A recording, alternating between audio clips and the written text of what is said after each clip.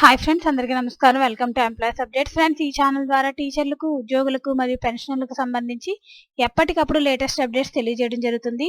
So friends, ఈ video కనుక మీకు నచ్చినట్లయితే లైక్ చేయండి, షేర్ చేయండి. అలాగే మన ఛానల్ సబ్స్క్రైబ్ చేసుకోండి. పెన్షన్ భిక్ష కాదు, హక్కు.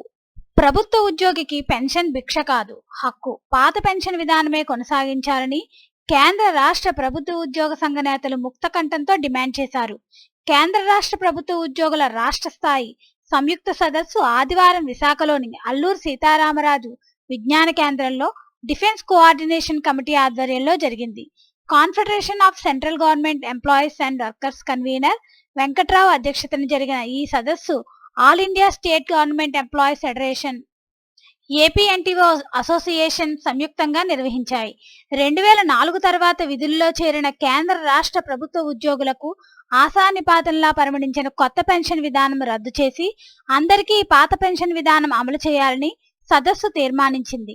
వామపక్ష పార్టీలు మొదటి నుండి పాత పెన్షన్ విధానానికి కట్టుబడి ఉన్నాయని, ఇటీవల కాలంలో ఆమ్ ఆద్మీ పార్టీ ఢిల్లీ, పంజాబ్ రాష్ట్రాల్లో పాత పెన్షన్ విధానాన్ని అమలు జరుపుతూ నిర్ణయం చేసిందన్నారు.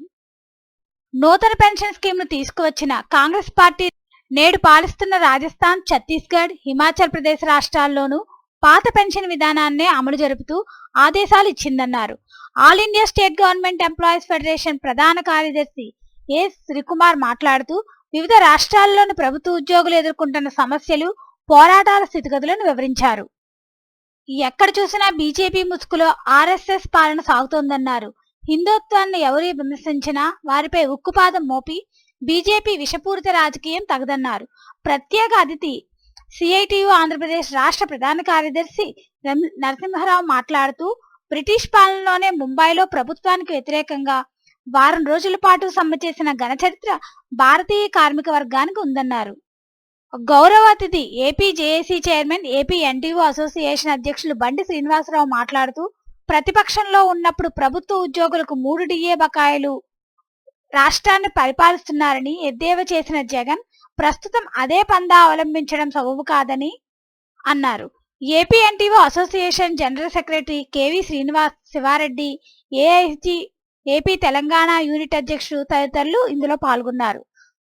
సో ఫ్రెండ్స్, పెన్షన్ భిక్ష కాదు, హక్కు. అలాగే పాత పెన్షన్ విధానాన్ని అనుసరించాలని అయితే చెప్తున్నారు ఫ్రెండ్స్. దీనికి సంబంధించి ఎటువంటి అప్డేట్స్ వచ్చినా మన ఛానల్లో తెలియజేయడం జరుగుతుంది. ఈ వీడియో కనుక మీకు నచ్చినట్లయితే లైక్ చేయండి, షేర్ చేయండి. అలాగే మన ఛానల్ సబ్స్క్రైబ్ చేసుకోండి. Thanks for watching this video.